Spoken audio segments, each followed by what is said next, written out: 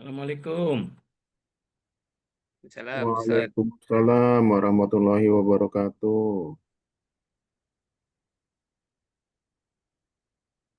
Gimana Pak Lutfi? Sehat Pak Lutfi? Jelas sehat. Alhamdulillah. Oke. Ya, Mas Yudi.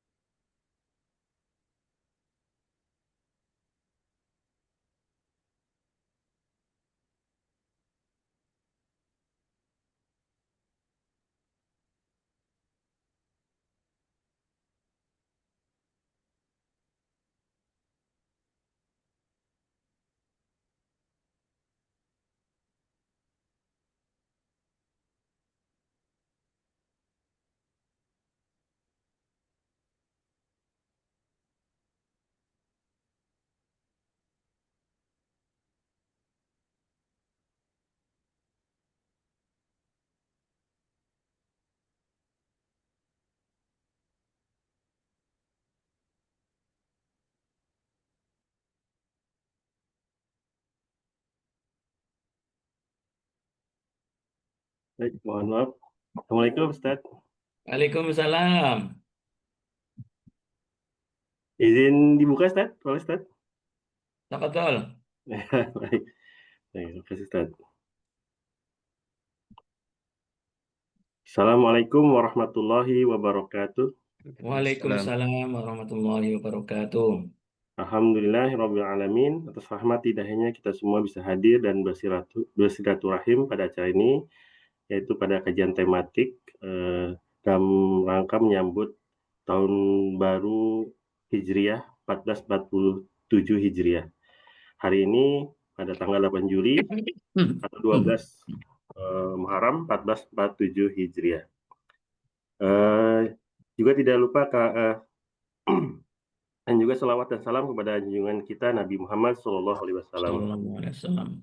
Juga tidak lupa kami ucapkan syukur kasiron kepada Sekjen Anggaran Bapak Romi Tony, Ketua Bintal Islam DJA Bapak Lutfi Setiawan, kepada Ustadz Dr. Muqaddam Khalil MA, dan kepada seluruh jamaah yang sudah meluangkan waktunya untuk bisa hadir di acara ini. Baik, tema kajian hari ini adalah sesuai dengan yang telah diumumkan sebelumnya, adalah Hikmah 1 Muharram, Resolusi Sukses Dunia dan Akhirat. Namun sebelum kajian kita mulai, kita ada sambutan dari Sekretaris DJA Bapak Robi Tony. Kami persilakan kepada Bapak Robi Tony. Silakan Pak Robi. Baik, terima kasih Pak Yudi. Bismillahirrahmanirrahim. Assalamualaikum warahmatullahi wabarakatuh. Waalaikumsalam.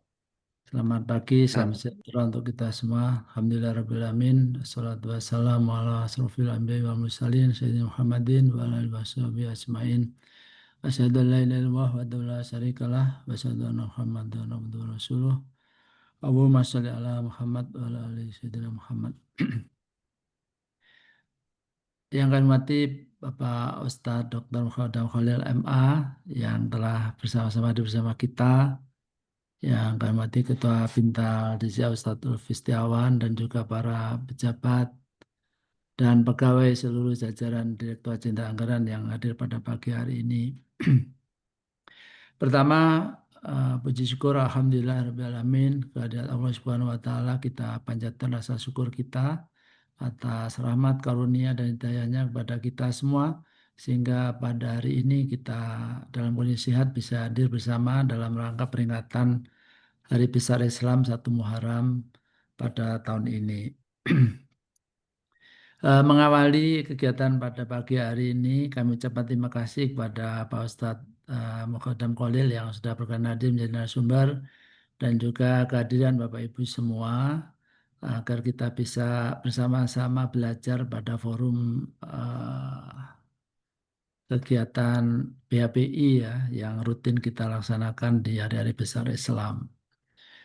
Rekan sekalian, kami juga mewakili jajaran pimpinan sekali lagi mengucapkan terima kasih kepada panitia yang sudah mengagendakan acara ini, Kenapa demikian? Karena ini sekali lagi selain kita juga menjadi momen untuk tidak hanya memperingati hari besar Islam 1 Muharram, tapi juga momen yang baik sekali untuk introspeksi diri sebagai pribadi maupun sebagai ASN Kementerian Keuangan, khususnya di lingkup Direktorat Jenderal Anggaran. Di momen-momen atau di kondisi seperti ini yang di mana banyak perubahan di lingkup ekonomi global dan juga tantangan-tantangan perekonomian nasional kita relevan dengan tugas kita sehari-hari yang harus kita hadapi bersama. Kemudian rekan sekalian, kita dalam menjalankan tugas selama ini sudah dibekali, ya tentunya selain tuntunan agama kita, Al-Quran dan Sunnah, juga di level organisasi kita punya nilai-nilai yang harus kita jaga. Ya, di situ ada nilai integritas, kemudian nilai profesional, kemudian yang berikut nilai sinergi, pelayanan, dan kesempurnaan. Kalau kita lihat satu persatu dari nilai-nilai yang harus kita jaga ya, dalam pelaksanaan tugas sehari-hari kita, sangat relevan dengan makna dari 1 Muharram, yaitu yang dimulai dengan hijrahnya Nabi Muhammad dan pengikutnya dari Mekah ke Madinah. Mungkin menjadi momen yang baik untuk introspeksi, untuk menjawab pertanyaan-pertanyaan apakah kita sudah pada level yang baik terkait dengan integritas kita. Bagaimana integritas kita? Kita bisa menjawab, kita bisa menanyakan kepada diri kita masing-masing. Apakah integritas kita ini sudah baik? Disiplin kita sudah baik, gitu ya. Momen-momen seperti ini sangat bagus untuk melakukan introspeksi. Kemudian kita tanya lagi itu, setelah integritas profesional, apakah kita dalam menjalankan tugas fungsi kita selama ini sudah profesional? Sudah membekali diri dengan keterampilan maupun kompetensi yang baik untuk menjalankan tugas? Itu pertanyaan-pertanyaan juga yang harus kita jawab. Kemudian sinergi, nilai sinergi kita juga bisa tanya kepada diri kita dan lingkungan kita. Apakah kita dalam bekerja sudah memaksimalkan berkolaborasi, bekerja sama dengan rekan kerja kita, dengan tim kita, dengan atasan kita, bawahan kita. Itu harus kita bisa jawab untuk introspeksi kita pada pagi hari ini. Kemudian pelayanan, apakah kita sebagai ASN, abdi negara, abdi masyarakat sudah menjalankan tugas secara baik, memberi pelayanan prima kepada masyarakat yang harus kita layanin, kepada kementerian lembaga yang harus kita berikan hak-haknya. Itu juga harus kita bisa jawab dan introspeksi pada hari ini khususnya. Dan mungkin yang sangat relevan dengan kesempurnaan. Ya, nilai kesempurnaan ini memang nggak ada yang sempurna kecuali Allah Subhanahu Wa Taala. Ya, jadi kita dituntut nilai kesempurnaan ini maksudnya adalah agar kita terus-menerus melakukan perubahan, terus melakukan introspeksi diri untuk berubah dari arah yang kurang baik menjadi lebih baik, gitu ya. Tidak sempurna memang, tapi terus ya dari hari kemarin menjadi hari ini dan hari esok itu harus terus-menerus dengan lebih baik lagi. Rekan-rekan sekalian, nilai kesempurnaan ini menjadi sangat relevan untuk hari ini kita perdalam ya, kita tanya diri kita masing-masing dari 5 nilai tadi yang sudah saya sampaikan untuk memotret posisi kita pada hari ini seperti apa ya, agar kita bisa mendudukkan dan kita harus bisa memperbaiki apa yang masih kurang ya pada saat kita dalam bekerja. Ya tadi saya contohkan integritas kita ini, disiplin kita gimana sih, sudah bagus atau enggak? Dan saya meyakini perubahan-perubahan ini terus akan berlangsung, tidak berhenti ya ke arah yang terbaik sampai kita dipanggil oleh Allah Subhanahu Wa Taala. Kenapa demikian? Karena organisasi kita berubah. Kemudian lingkungan, kalau kita nggak berubah, lingkungan kita ini berubah dan kita harus siap untuk mengantisipasinya. Ya, kemarin di akhir tahun lalu kita di Oktober ya, 20 Oktober dan sampai sekarang kita masih bertransisi ya, dan pemerintahan baru kita juga harus menyesuaikan. Ya, perubahan-perubahan harus kita antisipasi dan bagaimana kita bekerja dengan baik untuk menjalankan tugas berdasarkan undang-undang yang diamanatkan pada kita semua. Dan itu menuntut niat baik, komitmen, dan semangat dari kita semua. Relevan pada hari ini rekan sekalian, dengan semangat hijrah ini kita harus maknain perubahan-perubahan harus kita lakukan di diri kita sebagai pribadi dan juga ASN Kementerian Keuangan agar kita terus bisa memberikan yang terbaik buat keluarga, buat diri kita, buat keluarga, buat lingkungan kita, lingkungan kerja kita, Kementerian Keuangan, DCA, dan juga tentunya bangsa dan negara ini. Jadi kita berharap Pak Ustadz, kami mohon nanti pencerahannya membekali kita semua agar kita punya semangat yang sama, motivasi yang sama gitu ya, untuk meningkatkan kembali, mengingatkan kembali peran kita di dalam berkehidupan secara pribadi. Kalau semangatnya tadi temanya resolusi sukses dunia akhirat. Dan ini sangat relevan Pak Ustadz untuk nanti bisa mendiskusikan, mencerahkan, memberikan pencerahan pada kita semua agar kami ingat sebagai pribadi maupun ASN Kementerian Keuangan ini dengan DCA ini bisa memotret kondisi diri kita dan kita harus punya semangat untuk berubah ke arah yang lebih baik. Dan itu secara terus-menerus gitu ya.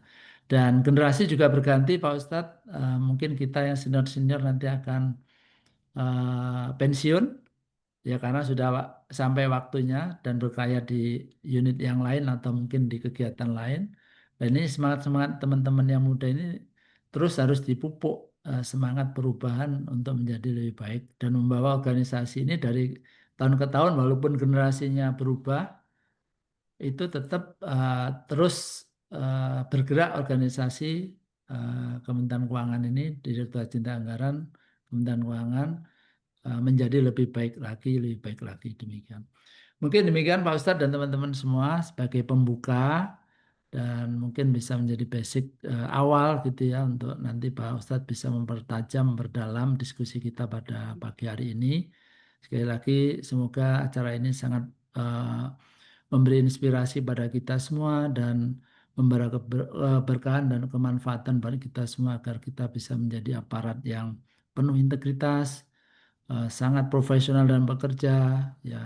Kemudian juga berempati dan suka gitu ya, suka dan senang bekerja sama untuk hal yang kebaikan gitu ya, untuk berubah negara yang baik.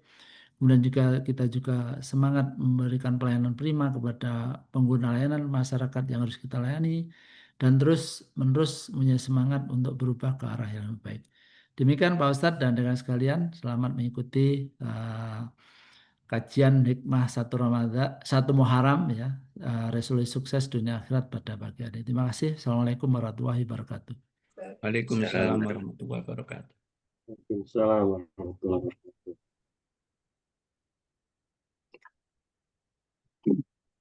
Jazakallah. Alhamdulillah, syukran katsiran kepada Sekjen Anggaran Bapak Robi Tony atas sambutan dan pesan yang sangat berharga untuk kita semua. Baik, selanjutnya kita lanjutkan ke acara utama yaitu kajian tematik dalam rangka Tahun Baru 1447 Hijriah yang akan disampaikan oleh Ustadz Dr. Muqaddam Khalid MA dengan tema Hikmah 1 Muharram, Resolusi Sukses Dunia dan Akhirat. Namun, sebelum kajian dimulai, kami sampaikan sekilas dulu profil Ustadz Dr. Muqaddam Khalid MA.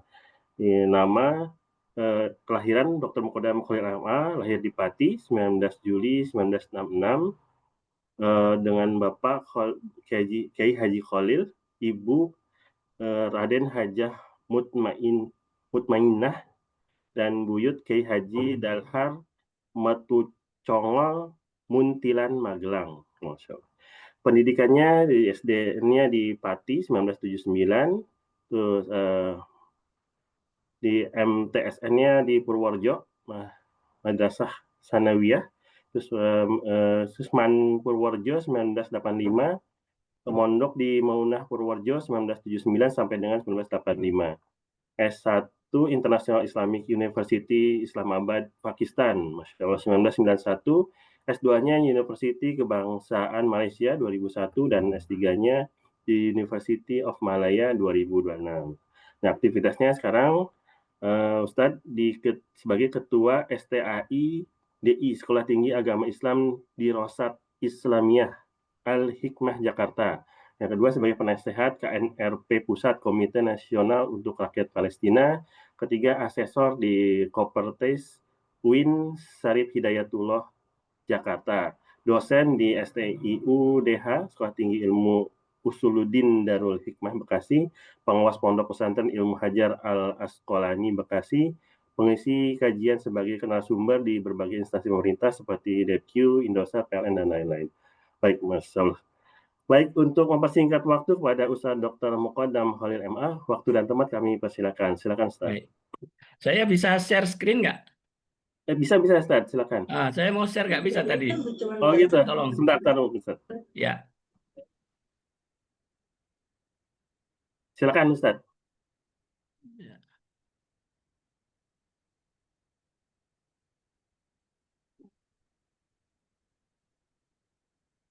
Ya, sudah tampak, Ustaz. Sudah ya. Assalamualaikum warahmatullahi wabarakatuh. Waalaikumsalam warahmatullahi wabarakatuh. Bismillah, alhamdulillah, wassalatu wassalamu ala rasulillah wa ala alihi wa ashabihi wa mawalah amma ba'd. Yang kami hormati Bapak Robi Tony, Bapak Lutfi Setiawan, Bapak Yudi, dan semua teman-teman yang ada di Zoom ini. Senantiasa kita mengucapkan puja dan puji syukur kepada Allah atas semua nikmat yang Allah limpahkan kepada kita. Tidak lupa salawat dan salam senantiasa kita sampaikan kepada Rasulullah Shallallahu Alaihi Wasallam. Di pagi yang cerah ini kita akan mengkaji mentelaah tentang hijrah atau tahun 1 Muharram, resolusi sukses dunia dan akhirat. Apa hikmah yang bisa kita petik? Ya, materi ini pertama saya kenalkan sedikitlah tentang background-nya, yaitu hijrah. Karena 1 Muharram itu tidak lepas dari tahun baru Islam. Apa sebabnya, apa perjuangannya?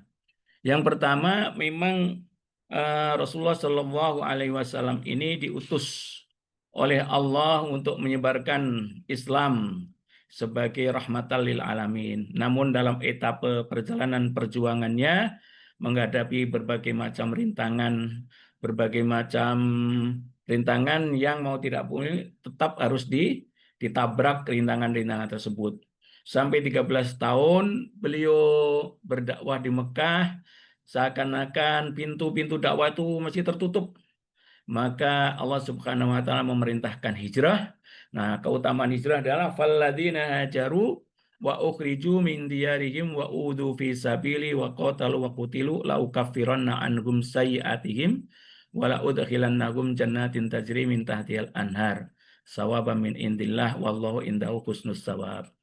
Orang-orang yang berhijrah, yang diusir dari kampung halamannya dan disakiti pada jalanku, yang berperang dan yang dibunuh, pastilah akan kuhapuskan kesalahan-kesalahan mereka, dan pastilah aku masukkan mereka ke dalam surga yang mengalir sungai-sungai di bawahnya. Hari ini juga kita melihat saudara-saudara di Palestina, ya, hijrah berbolak-balik sampai hampir 2 tahun. Mereka ini mendapat pahala seperti ini juga, ya. Ternyata hijrah ini bukan perjuangan Nabi Muhammad saja, ya. Nabi-nabi yang dulu ini hijrah juga. Ini salah satu hijrah yang terkenal, hijrahnya Nabi Musa dari Mesir menuju Palestina. Nah, ayatnya ada, ya qaumi idkhulu al-ardha al-muqaddasa allati kataballahu lakum wa la tartaddu ala adbarikum fatanqalibu khasirin. Wahai kaumku, marilah masuk bumi yang suci yang telah ditulis untuk kalian. Dengan kalian berpaling, ya, ke belakang, kalian menjadi orang-orang yang merugi. Begitu juga Nabi Ibrahim hijrah dari Mesopotamia, Irak, ya, ke Palestina. Wa najjainahu wa luton ilal ardillati barokna fiha lil alamin. Dan aku selamatkan Ibrahim dan Lot ke satu negeri yang kami berkahi bagi seluruh alam. Nah, negeri itu adalah Palestina.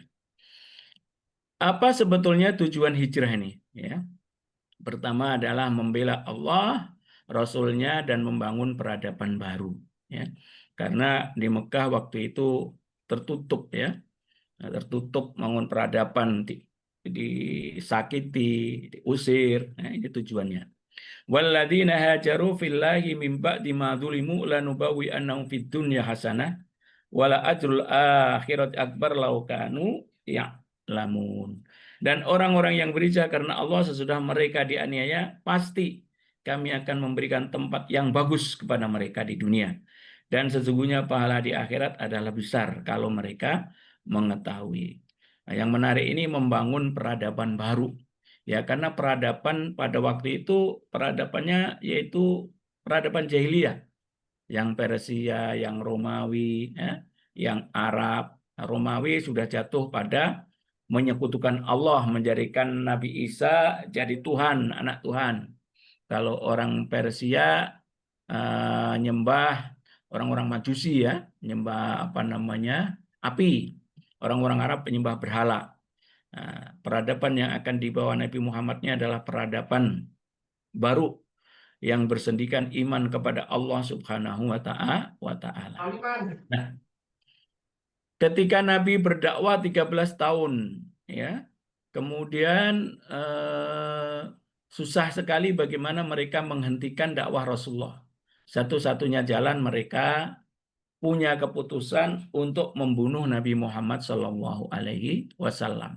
Siang hari di Darun Nadwa mereka melakukan musyawarah tergempar, ya, musyawarah terbesar yang diputuskan bahwa nanti malam Muhammad akan dibunuh dengan mengirimkan pemuda, ya, mengirimkan pemuda yang kuat. Satu orang pemuda diberi satu pedang yang tajam. Ada 11 pemuda untuk mengepung rumah Nabi Muhammad SAW. Didobrak atau keluar langsung dicincang. Begitulah. Karena kalau yang bunuh rame-rame, mereka susah mau minta tebusan kan. Nah, satu orang Arab semuanya ada kontribusinya di situ. Namun Allah Subhanahu wa Ta'ala tidak begitu mudah saja menyerahkan Rasulnya. Allah senantiasa melindungi, membantu perjalanan dakwahnya. Nah, ini di antara strategi Nabi Muhammad SAW ketika malam hijrah. Pertama, dia minta Ali untuk tidur di tempat tidur beliau, memakai selimut beliau, ya, yang selimut hijau yang terkenal. Intinya untuk mengelabui mereka. Kemudian keluar dia siang hari memberitahu Abu Bakar. Jadi di saat yang sangat panas sekali waktu itu, ya, musim panas, beliau keluar ngasih tahu Abu Bakar bahwa sudah diizinkan hijrah, nanti malam kita akan keluar. Keluar dari pintu belakang menuju gua pada waktu malam. Guanya adalah gua Sur. Kira-kira dari Mekah ya sekitar 6 kilo lah. Gua terletak di jalur Yaman. Kenapa beliau harus mutar balik dulu? Ya, itulah strategi Rasulullah SAW. Kan kalau orang ketakutan mestinya langsung mengarahkan perjalanannya ke Madinah, ke arah barat, begitu ya. Namun beliau ke selatan dulu. Nah, itu strategi yang diambil Rasulullah SAW. Jaminan pembekalan dari keluarga Abu Bakar, menghilangkan jejak dengan pembantu Abu Bakar, penggembala kambing, ya, menginap selama 3 hari, memanfaatkan keahlian musuh, mengelabui dan bertemu Surakoh. Ini dalam perjalanannya yang jauh itu, karena mereka gagal menemukan Rasulullah SAW, akhirnya membuat sayembara. Siapa yang bisa menangkap Nabi akan mendapatkan balasan, berapa hadiah, 100 ekor unta. Nah, nanti ada kisahnya sepintas. Sampai di rumah Ummu Ma'bad. Nah, Ummu Ma'bad ini rumah di tengah-tengah antara Madinah dan Mekah. Ini ada kisahnya juga di sini. Sampai di Kuba, tiba di Madinah dan membangun masjid Madinah. Itulah kurang lebih. Adapun secara intinya, Allah Subhanahu wa Ta'ala menjelaskan di dalam Al-Quran hijrah Nabi Muhammad di dalam satu ayat, surat At-Taubah ayat 40. Illa tansuruhu faqad nasarahullah id akhrajahul ladina kafaru saniyasnaini idhuma fil ghar. Kalau kamu tidak mau menolongnya, sungguh Allah telah menolong ketika orang-orang kafir mengusirnya. 2 orang, yaitu Nabi Muhammad dan Abu Bakar, ketika mereka berdua berlindung di gua fil ghar. Ketika waktu itu Nabi Muhammad berkata kepada Abu Bakar, la tahzan innallaha ma'ana. Jangan kau bersedih ya Abu Bakar. Sesungguhnya Allah bersama kita. Maka Allah menurunkan sakinah alaihi, yaitu ketenangan. Jadi ketenangan ini penting dalam sebuah perjuangan. Dan ketenangan ini adalah salah satu faktor utama memenangi sebuah perjuangan. Kalau orang berjuang tidak ada ketenangan, dia akan kalah. Ya. Mau olahraga, kayak mau apa, perlu tenang. Nggak usah gerusa-gerusu, nggak usah takut. Nah, Allah menurunkan sakinatahu alaihi kepada nabinya. wa ayyadahu bi junudil lam taroha, dan didukung dengan tentara yang tidak dilihat. Selanjutnya wa ja'ala kalimatal ladzina kafaru sufla wa kalimatullahi hiyal ulya. Dan Allah menjadikan kalimatnya, ayat-ayatnya, firman-Nya itu tinggi, ya, tinggi. Dan seruan-seruan orang kafir itu rendah. Allah Maha Perkasa lagi Maha Bijaksana. Menarik ini. Jadi ayat Al-Quran satu dengan yang lain itu saling berkaitan, ya. Ya. Ini kan konteksnya Allah menolong nabinya, menolong rasulnya dari kejahatan, pembunuhan. Wallah, dan Allah azizun, Maha Perkasa. Nah, jadi Allah Maha Perkasa. Dan sambung lagi hakimun, Maha Bijaksana. Walaupun perkasa, dia bijak. Kadang-kadang beda dengan manusia. Manusia ini kalau absolut, semenang-menang, hebat, dia nggak hakim dia. Dia apa namanya? Dia kadang-kadang semenang-menang dia. Berlaku zalim. Kalau tidak, Allah tidak. Walaupun dia perkasa hebat, tapi dia bijaksana. Hakim. Azizun hakim. Rasulullah memberitahu kepada Abu Bakar, kita lintasi sajalah ini, ya. Nah, ini diantara usaha orang kafir. Wa id yamkuru bikal ladzina kafaru liyusbituka aw yaqtuluka aw yukhrijuka wa yamkuruna wa yamkurullah wallahu khairul makirin. Dan ketika mereka membuat makar kepada kamu, liyusbituka, untuk menangkap kamu, au yaqtuluka, atau membunuh kamu, au yukhrijuka, atau mengusir kamu. Mereka membuat makar dan Allah sebaik-baik pembuat makar. Ini ada menarik, 3 yang selalu dilakukan orang-orang kafir kepada dai ini: menangkap, membunuh, atau mengusir. Menangkap. Nah, kalau Rasulullah itu ditangkap mungkin, dikeluarkan, diusir mungkin, tapi yaqtuluka, dibunuh, tidak mungkin, ya, karena Allah tidak menjadikan ajalnya Nabi Muhammad dibunuh musuhnya. Allah sendiri yang mencabutnya, ya. Allah mengecam mereka dan usaha membunuh Rasulullah gagal. Nah, dalam riwayatnya, setelah mereka 11 orang itu mengepung Rasulullah Shallallahu Alaihi Wasallam dengan pengepungan yang sangat ketat, begitu, ya. Namun Allah Subhanahu Wa Taala mempunyai daya upaya yang tidak bisa dikalahkan. Mereka dibuat apa? Dibuat mengantuk, tidur, ya. Wa ja'alna min baini aydihim sadda wa min khalfihim sadda fa aghshaynahum fahum la yubsirun. Dan kami adakan di hadapan mereka dinding dan di belakang mereka dinding. Sadda. Sadda ini gambaran sebuah dinding yang kokoh kuat yang tidak akan hancur, ya. Seperti Dzulqarnain membuat sadda, membuat dinding tembok Yajud dan Makjud, hingga usaha hebatnya kayak apapun Yajud Makjud nggak bisa menghancurkan dinding itu kalau belum datang waktunya. Sadda. Nah, Allah menjadikan mata mereka disadda, betul-betul tidur, walaupun jatuh di situ mortir, ya, jatuh di situ bom, dia nggak akan bangun. Ini luar biasa. Makanya Rasulullah SAW mengejek mereka dengan menaruh apa? Menaruh tanah di atas kepala-kepala mereka, sehingga mereka tidak dapat melihat.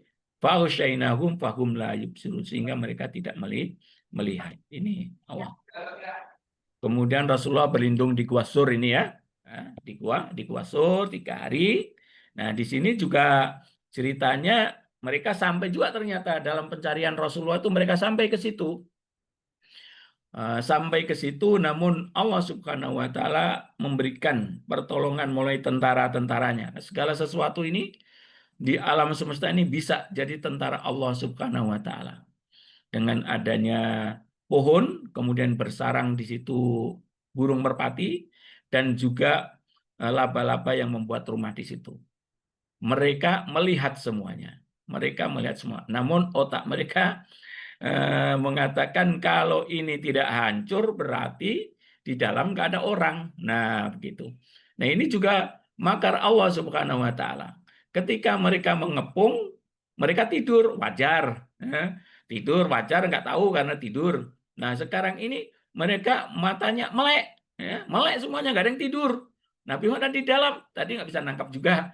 Nah, inilah wa makaru wa makarallah. Wallahu khairul makirin. Nggak bisa kita melawan Allah Subhanahu wa ta'ala. Rasulullah keluar dari gua dan menuju Madinah. Nah, ini ada kisah menarik, diantaranya adalah ketika mereka kehilangan jejak Nabi Muhammad dan Abu Bakar, kemudian memberikan sayembara siapa yang bisa menangkap Rasulullah Shallallahu Alaihi Wasallam akan mendapatkan hadiah 100 ekor unta. Maka bangkitlah orang-orang yang bisa menelisik, mencari 100 ekor unta kan banyak. Kalau 100 ekor unta, satu unta 30 juta ya, 3 kali 100 berapa? 3 miliar ya. Nah, 3 miliar cuma nangkap aja 3 miliar. Orang sekarang suruh bunuh kadang-kadang 1 juta mau.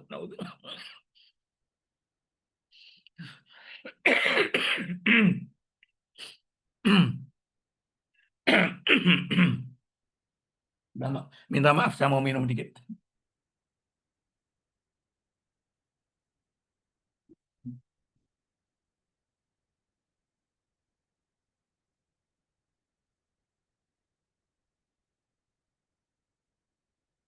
Saya kemarin tuh baru flu. Sekarang alhamdulillah agak enakan. Minta maaf nih, terganggu. Intinya mereka sudah dekat dengan Rasulullah SAW, namun ketika dia sudah dekat Rasulullah dan berusaha membunuhnya, Allah melindunginya dengan kudanya, kakinya ditelan bumi, telan padang pasir, jatuh sampai 3 kali, dan justru Rasulullah menolongnya dan Suraqah pun masuk Islam. Perjalanannya Rasulullah sampai di Kuba, sebuah desa terletak 2 mil di selatan Madinah. Di sana beliau membangun sebuah masjid dan merupakan masjid pertama dalam sejarah Masjid Kuba. Ya, kalau kita pergi ke ziarah Madinah, nah, kita pergi ke Masjid Kuba.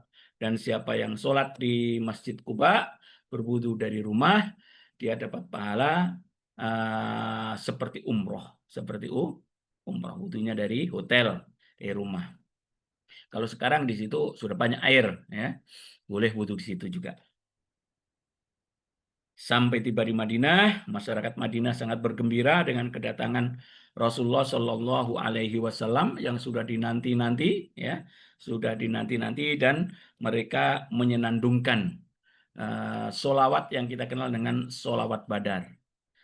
Tala'al badru alaina min saniyatil wada' wajaba sukru alaina mada'a lillahi da' ayyuhal mab'usu fina ji'ta bil amril muta' Ji'ta syarraftal Madinah marhaban ya khairuda. Telah terbit Badru. Badru itu adalah bulan purnama. Maksudnya Nabi Muhammad diibaratkan sebagai bulan purnama kepada kami. Dari arah desa namanya Saniyatul Wada. Wajib bagi kita bersyukur pada Allah atas apa yang diseru kepada Allah Subhanahu wa taala. Wahai orang yang diutus kepada kami, Anda datang ke sini ini dengan semua perkara-perkara, aturan-aturan yang akan ditaati. Anda datang telah menyinari Madinah. Ahlan wa sahlan wa marhaban, wahai sebaik-baik penyeru. Ya. Ini Nabi Muhammad dibacakan ini dia tidak menolak. Nah, ini adalah termasuk selawat yang warid yang ada zaman Rasulullah SAW. Kemudian Rasulullah bangun masjid. Nah, ini ilustrasi aja. Ilustrasi saya lihat dari Google itu ada. Ini masjid yang dibangun zaman Rasulullah SAW, sangat sederhana dari tanah ya, dari tanah Masjid Madinah. Nah, ketika beliau sampai di Madinah, apa yang dilakukan? Ada 4 ya, membangun Masjid Nabawi. Nah, ini juga pengajaran bagi kita bahwa masjid itu menjadi satu pekerjaan utama yang harus kita prioritaskan. Bangun misalnya kita di perumahan baru, kita berpikirlah bagaimana di perumahan yang besar itu ada dibuat masjid. Nah, tapi kalau di kita alhamdulillah hampir semua perumahan-perumahan besar itu ada masjidnya. Mempersaudarakan antara sahabat muhajirin dengan ansor. Ya. Orang-orang muhajirin ini datang sebatang kara istilahnya. Hanya datang dengan baju yang menempel, makanan pun seadanya aja. Udah perjalanan 10 hari zaman itu, perlu dipersaudarakan. Inilah yang harusnya diambil pengajaran bagi umat Islam hari ini. Ya. Saudara kita di Palestina di berbagai tempat diusir, dibantai. Tapi justru tetangga-tetangganya ini malah senang dengan perbuatan Israel. Naudzubillah.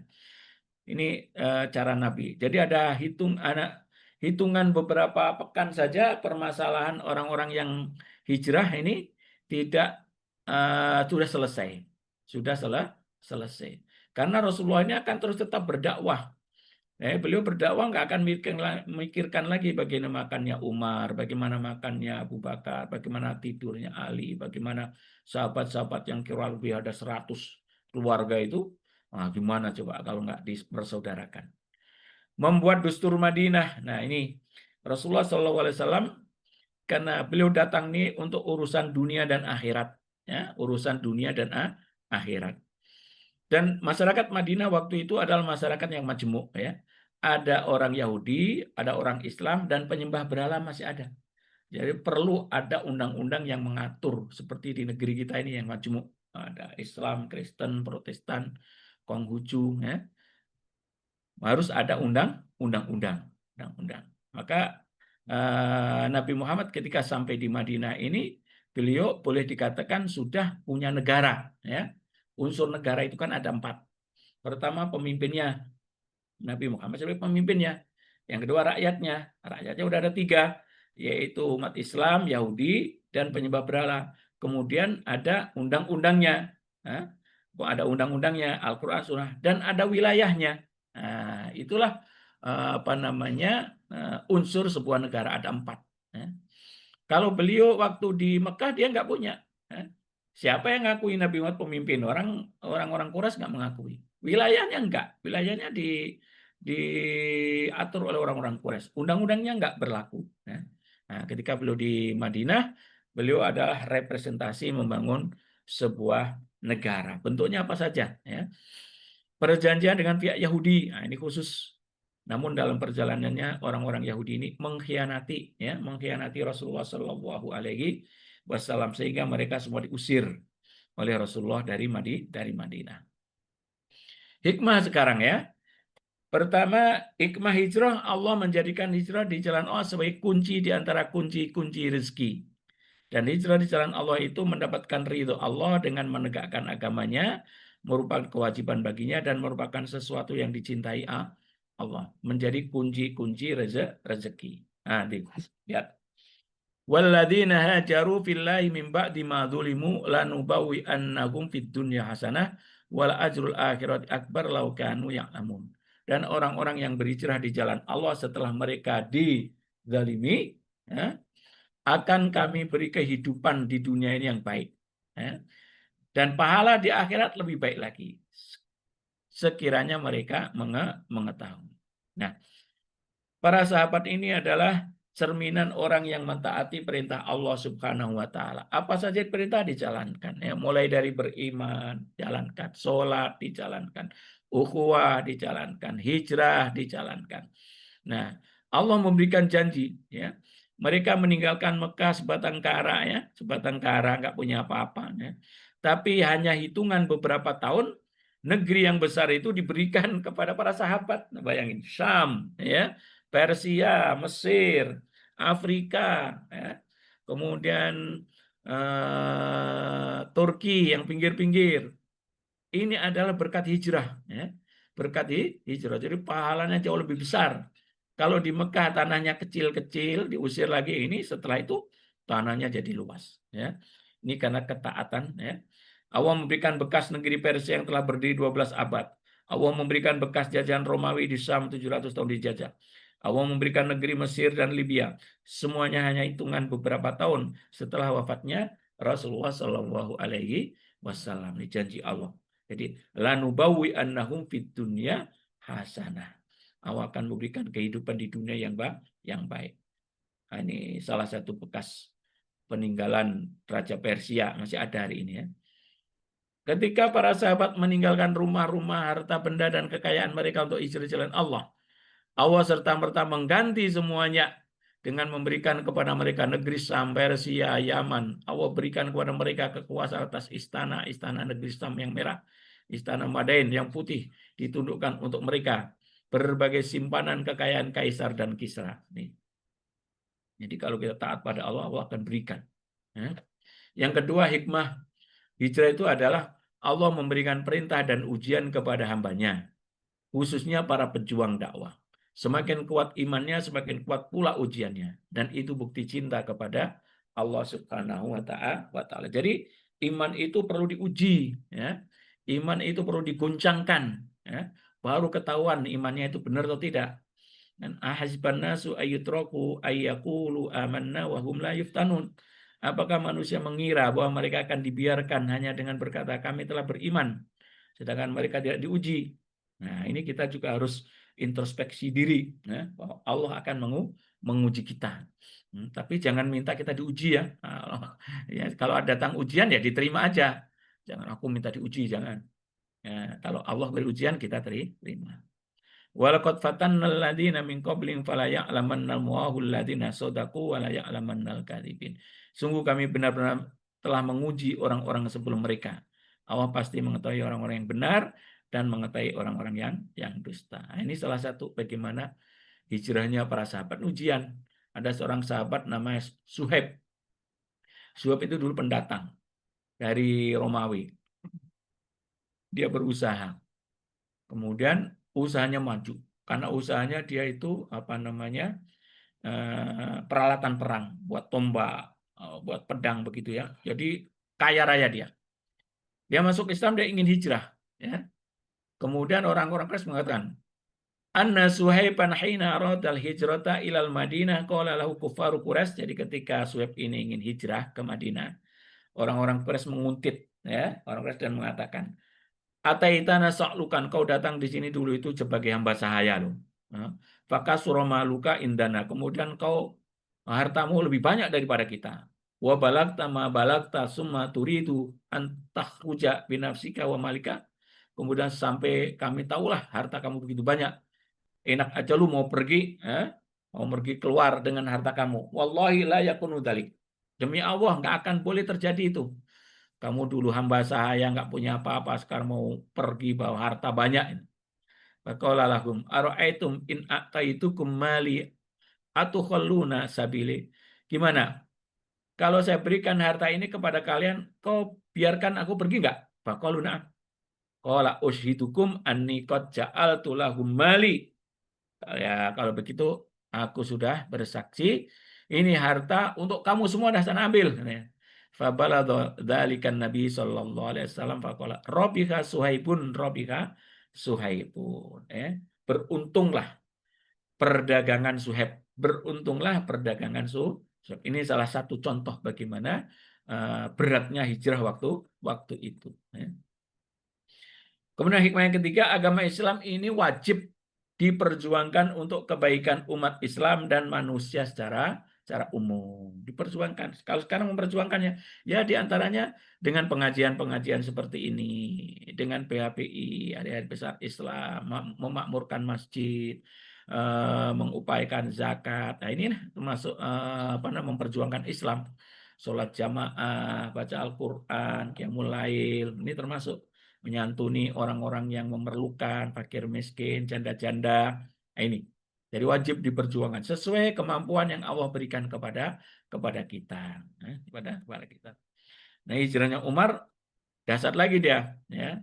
Man arada antuskilahu ummahu wa yutima waladahu wa yuramila zaujatahu fal yulkini wara'a hadzal wadi. Ya. Barang siapa yang mengendaki ibunya berduka cita, anaknya menjadi yatim dan istrinya menjadi janda, hendaklah ia menemui aku di belakang lembah ini. Ini Umar bin Khattab memang terkenal kalau hijrah ini berani, ya. Nah, akhirnya nggak ada juga orang yang mengikuti. Ngadepi orang nekat ngapain, biarin aja dah gitu ya. Umar bin Khattab. 4, manusia wajib berusaha dan bekerja, tetapi keputusannya tergantung pada Allah Subhanahu wa Ta'ala. Nah, ini kita lihat. Nabi Muhammad manusia biasa seperti kita. Beliau berpikir, berencana, ya. Bukan semuanya tergantung kepada wahyu Allah Subhanahu wa Ta'ala. Allah berikan otak yang cerdas, ya. Kalau orang mau dibunuh, ya menyelamatkan diri, bagaimana caranya, ya. Nabi Muhammad berusaha berlindung 3 hari di Gua Sur, ya. Menurut perhitungan Nabi nggak ketahuan orang, kan begitu. Tapi ternyata ketahuan, ya. Ternyata ketahuan. Nah, barulah Allah menurunkan pertolongannya. Nabi Muhammad berjalan melalui pinggir-pinggir pantai, dan bahkan beliau menyewa Abdullah bin Uraikid, orang musyrik, untuk menunjukkan jalan ke Madinah yang melalui pantai, karena Rasulullah belum pernah melalui itu. Itu usaha Nabi. Tapi ketahuan juga yang kita kenal namanya Suraqah tadi, ngejar, ya. Nah, itu kita berusaha, Allah juga tetap yang menentukan. Nah, kemudian diberilah pertolongan oleh Allah Subhanahu wa Ta'ala. Jadi perjuangan itu wajib berusaha. Setelah itu kita bertawakal kepada Allah Subhanahu wa Ta'ala. Urgensi masjid bagi umat Islam sebagai tempat ibadah, mengajar umat, dan masjid, dakwah Islam akan tersebar. Masjid harus dimakmurkan, ya. Summa da'a Rasulullah sallallahu alaihi wasallam al-ghulamaini fasawahuma bil mirbat liyattaqidahu masjidan faqala la bal nahabuhu laka ya Rasulullah, fa aba Rasulullah sallallahu alaihi wasallam ayyaqbalahu minhuma hibatan hatta ta'ahu minhuma. Jadi ketika Rasulullah sampai di Madinah ini mau bangun masjid di tempat itu yang sekarang ini, itu ternyata dulu punya 2 anak yatim, dan ada sebagian kuburan orang-orang musyrik. Kemudian anak yatim itu bilang, ya Rasulullah, ini udah aku hibahkan aja kepada Anda. Enggak, aku mau beli, tetap juga mau beli. Akhirnya dibeli. Itulah masjid. Summa banahu masjidan wa taufiqa Rasulullah sallallahu alaihi wasallam yanqulu ma'ahumul labin fi bunyanihi wa yaqul wa huwa yanqulu al-labin. Ya. Ini cerita tentang kesungguhan Rasulullah SAW membangun masjid. Ini juga penting bagi kita. Mentang-mentang jadi tua RT aja nggak mau turun, cuma buka doang, motong pita. Enggak lah, Rasulullah ini sampai yang kulu, al-labin, mengangkat tanah-tanah yang akan direkatkan di batu bata itu. Artinya Rasulullah itu bekerja. Allahumma innal ajrul akhirah farhamil ansor wal muhajir. Ya Allah, sesungguhnya pahala itu adalah dari Engkau, berupa pahala akhirat. Maka rahmatilah orang ansor dan orang muhajirin. Ya. Yang keenam, ukhuwah Islamiyah adalah sumber kekuatan umat yang harus dijaga dan dikuatkan. Ini penting bagi sebuah negara di mana-mana. Yang namanya ukhuwah, persatuan, ini harus dijaga, persaudaraan, dan ini dulu yang dilakukan Rasulullah Shallallahu Alaihi Wasallam. Dan ukhuwah ini buah daripada iman, ya. Ukhuwah ini buah daripada iman. Innamal mu'minuna ikhwatun. Ini harus kita. Kemudian hikmah, masih 15 menit lagi pas lah ya. Hikmah 1 Muharram, resolusi sukses dunia dan akhirat. Berikut beberapa hikmah dan resolusi yang dapat diambil pada 1 Muharram, tahun baru Islam, ya. Pertama adalah perenungan dan introspeksi. Muharram menjadi kesempatan untuk melakukan perenungan dan introspeksi diri, karena sudah 1 tahun, ya, tahun yang akan datang.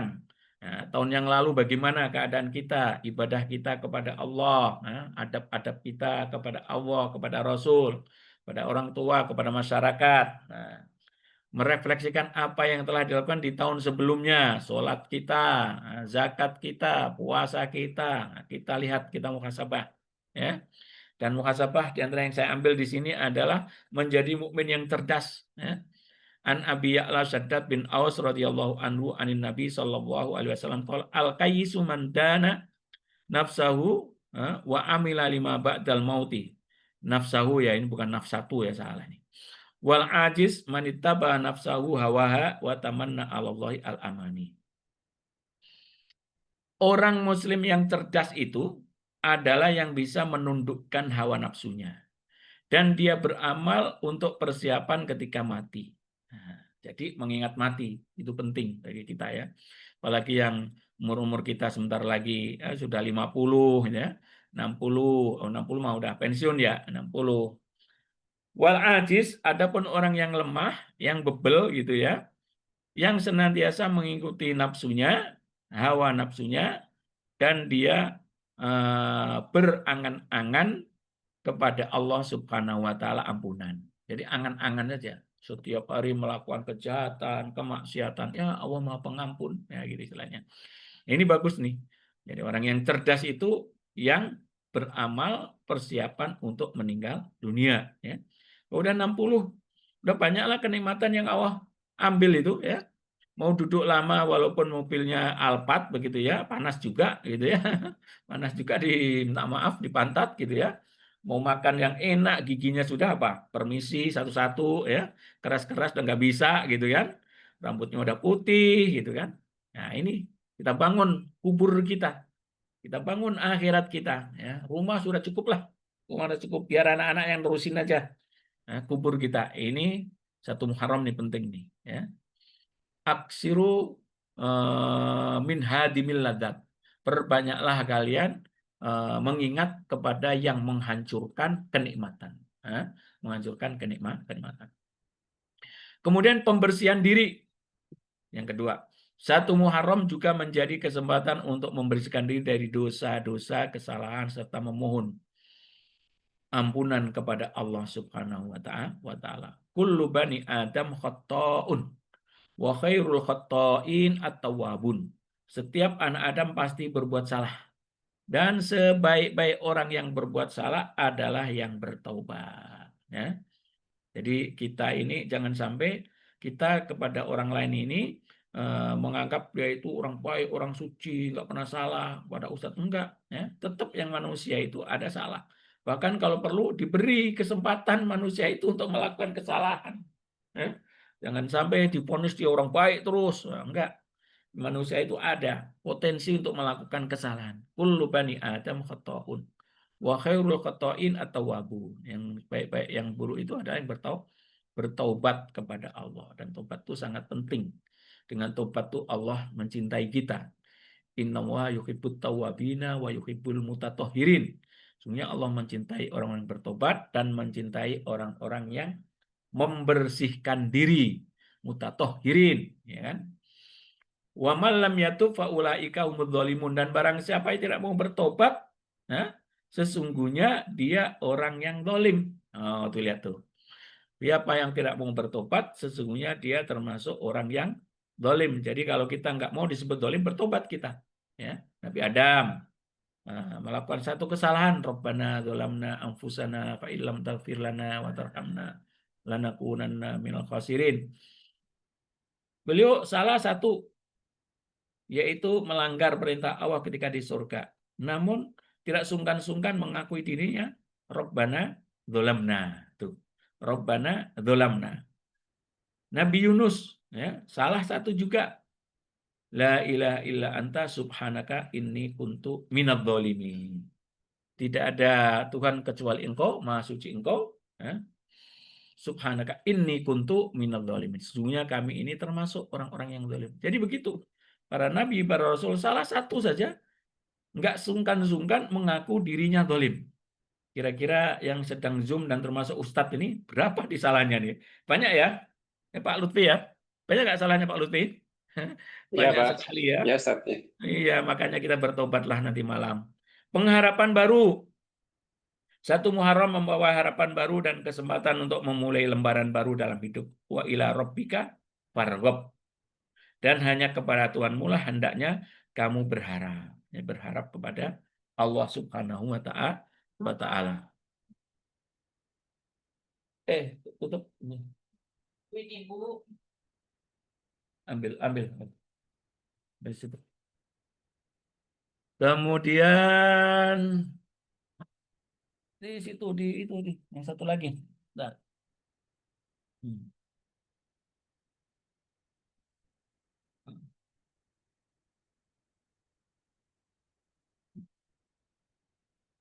Yang resolusi, nah, tutup kan pintunya San.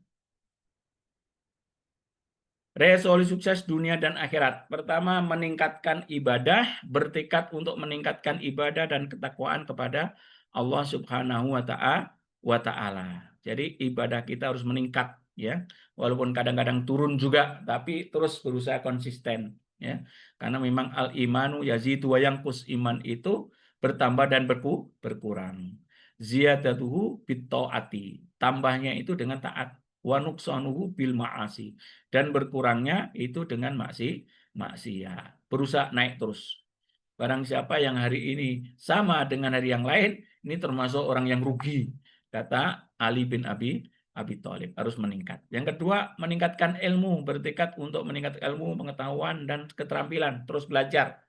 Jadi ilmu itu thalabul ilmi minal mahdi ilal lahdi. Ya, termasuk kita adakan sesi Zoom ya, jam 7 jam 8 sampai jam 8 ini luar biasa ini. Ini sudah dapat nih meningkatkan ilmu ya, karena penting sekali apalagi ilmu akhiratnya. Dulu Pak Habibie setelah menjelang wafat itu ternyata beliau ada yang menyesal katanya. Menyesalnya kenapa kalau suruh milih saya ilmu agama dengan ilmu dunia ini, sebetulnya saya akan milih ilmu agama katanya. Nah, ini ilmu itu penting sekali ya. Karena ilmu akan menjaga kita. Ilmu akan menjaga kita. Dunia kita yang jaga. Semakin banyak Bapak maunya harta yang banyak, semakin sibuk menjaga itu. Tapi kalau ilmu kita semakin banyak, ilmu akan menjaga kita. Meningkatkan amal, bertekad untuk meningkatkan amal kebaikan dan membantu orang lain. Meningkatkan amal. Yang keempat, meningkatkan disiplin, bertekad untuk meningkatkan disiplin dan tanggung jawab dalam segala aspek kehidupan. Penting ya, disiplin di mana-mana lah. Nah, kalau apalagi di kantor. Kantor-kantor ini disiplin itu wajib ya, disiplin. Meningkatkan kesabaran, bertekad untuk meningkatkan kesabaran dan ketabahan dalam menghadapi tantangan hidup. Sabar ini perlu. Nah, tip untuk mencapai resolusi. Pertama, buat rencana yang jelas dan terperinci untuk mencapai resolusi. Jadi rencananya itu harus jelas, ditulis, dituangkan, dirapatkan. Ya. Katakan membuat rumah atau membuat satu proyek, ini rencana harus jelas. Kayak Nabi Muhammad SAW itu kalau buat rencana itu jelas, sahabat itu paham. Ya. Tetapkan tujuan yang spesifik dan dapat diukur. Ya. Tujuannya yang spesifik, yang kita bisa mengukur sehingga bisa selesai pekerjaan itu. Buat jadwal untuk mencapai resolusi, jadwal harus dibuat. Ya. Minta pertolongan pada Allah dan dukungan dari orang lain. Penting, pertolongan dari Allah Subhanahu wa Ta'ala. Kemudian evaluasi dan koreksi diri secara teratur untuk memastikan bahwa resolusi tercapai. Nah, ini saya ambilkan satu contoh ya. Satu contoh bagaimana tip untuk mencapai resolusi ini adalah Sultan Muhammad Al-Fatih. Ini ya. Sultan Muhammad Fatih ini penakluk atau pembebas Konstantinopel. Dulu ada hadis Rasulullah Shallallahu Alaihi Wasallam, ya. Latuf tahan al Konstantiniyatu ala yati rajulin falanikmal amiru amiruha. Ya. Konstantinopel itu betul-betul akan bisa ditaklukkan, ya, oleh seseorang. Maka dia adalah sebaik-baik amir, ya, dan tentaranya adalah sebaik-baik tentara. Maka apa yang dia lakukan? Pertama, motivasi. Ya. Guru dia, ustadz dia, Syekh Aksamsuddin itu yang memberikan motivasi. Ya Muhammad, ini hadis ini untuk kamu. Kamu ini yang akan melaksanakan ini. Maka dia semakin semangat. Oleh karena Sultan Muhammad Al-Fatih selalu berharap tentara yang dimaksud adalah beliau. Dimaksudkan Rasulullah SAW. Hal ini menjadikan dorongan moral serta ruhiyah yang sangat kuat di benak pasukannya. Begitu juga dalam kehidupan kita sehari-hari. Apabila kita jadi pimpinan, jadi ini, melihat dalam ini kayaknya memang kesempatan ini memang diberikan ke saya untuk saya selesaikan. Nah, disitulah kita rancang, kita atur. Ya. Juga manajemen waktu perlu selesaikan dengan baik dari perkara yang utama. Ya. Mana yang prioritas yang harus didahulukan, ya. Mana yang dikebelakangkan. Gunakan istilah sedikit demi sedikit, lama-lama menjadi bukit. Continue. Ya. Sesuatu pekerjaan yang besar akan bisa terselesaikan dengan kontinuitas yang tinggi. Ya. spontanitas yang tinggi. Pekerjaan apa saja. Ketahuilah ketika diperlukan, jangan katakan tidak bisa. Jadi kita di dalam kantor diperlukan, oh nggak bisa aku, banyak pekerjaan, ini jangan. Hanya saja kerjakan yang terpenting sesuai kemampuan yang Anda miliki. Kalau nggak bisa, cari ganti, cari pengganti. Supaya rencana proyek ini tetap berjalan, tidak berhenti di satu orang. Nah, ini penting ini. Nah, ini yang dilakukan nih. Karena Konstantinopel ini kanan kirinya adalah laut ya. Kanan kiri depan laut, ini ada Sea Marmara, Bosporus, dan Golden Horn. Ini bagaimana caranya? Makanya diantaranya dan bentengnya tinggi-tinggi. Ya. Benteng Konstantinopel mampu bertahan 2000 tahun. Ya, 2000 tahun. Ya. Maka yang dilakukan beliau itu diantaranya adalah membuat meriam yang besar, kemudian menyiapkan tentara sampai 250.000, membuat tangga-tangga yang tinggi. Ya. Karena ini kita hanya sekedar contoh aja, Bapak-Bapak bisa mengikuti lebih banyak lagi. Dan ini adalah meriam terbesar waktu itu, karena meriam ini untuk menghancurkan tembok, ya, tembok benteng yang sangat kuat tersebut. Nih, ini hari di mana beliau setelah mengumpulkan semua rencana, visi misi, dituangkan di sini, sampai 52 hari belum terbuka kota Konstantinopel ini, beliau melihat ada satu tempat yang memungkinkan bisa untuk dijebol, yaitu melalui Golden Horn, Selat Golden Horn. Namun mau masuk di situ tidak bisa, karena ada boom di sini, ada rantai. Maka beliau menaikkan kapalnya 22 April 70 Turkish ship transported overland. Jadi kapalnya naik bukit, pagi-pagi 70 kapal sudah ada di sini. Mereka kaget, ya, mereka kaget karena apa? Nggak menyangka. Ya udah, karena ini pertahanannya paling lemah di sini, paling lemah. Nah, disitulah Allah Subhanahu wa Ta'ala memberikan kemenangan dengan serangan umum tersebut. Nih, ini ilustrasi bagaimana kapalnya naik bukit. Namun ini sebetulnya buatnya siang hari ya, padahal itu pekerjaannya malam hari. Ini ilustrasinya dibuat siang hari. Nah, ini Kesultanan Turki Utsmani membentang Eropa, Afrika, Asia. Nah, Bapak-bapak, ibu-ibu yang dimuliakan oleh Allah Subhanahu wa Ta'ala, yang terakhir kita tutup hadis Rasulullah SAW. Al-muslimu man salimal muslimuna min lisanihi wa yadihi, wal muhajiru man hajara ma nahallahu anhu. Orang Islam itu adalah orang lain yang selamat, ya, dari lisan dan tangannya. Artinya lisan kita, tangan kita ini menyelamatkan orang lain. Kita selamat, tidak melakukan kejahatan. Itu orang Muslim. Tapi kalau orang Muslim, mulutnya, tangannya membuat orang lain sengsara, ini bukan orang Muslim. Wal muhajiru, adapun orang yang hijrah itu adalah man hajaro, siapa yang hijrah, manahallahu anhu, dari apa saja yang dilarang oleh Allah. Itu kita hijrah, nggak mau kita minum, nggak mau ya medok, nggak mau pacaran, nggak mau, itu manahallahu anhu, kita tinggalkan itu. Bapak-bapak, ibu-ibu yang dimuliakan oleh Allah Subhanahu wa Ta'ala, sudah jam 8 jam saya ini. Kami mohon maaf yang sebesar-besarnya, kami berikan waktunya kepada siapa nih? Ustaz Lutfi ya? Silakan. Kita tutup dengan doa.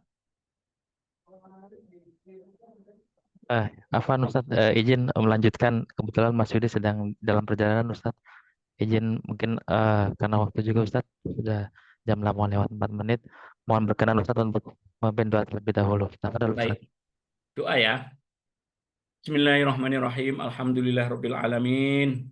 Hamdan syakirin, hamdan na'imin, hamdan yuafi ni'amahu wa yukafi mazidah. Ya Rabbana lakal hamdu kama yanbaghi li jalali wajhikal karimi wa 'azimi sultanik. Allahumma sholli ala sayyidina Muhammadin wa ala ali sayyidina Muhammad. Allahumma anzil rahmah wassalamah wal barakah ala hadhil jamaah. Subhanaka la nuhsi sana'an 'alaika anta kama asnaita ala nafsika. Walakal hamdu hatta tarda, walakal hamdu idza radita.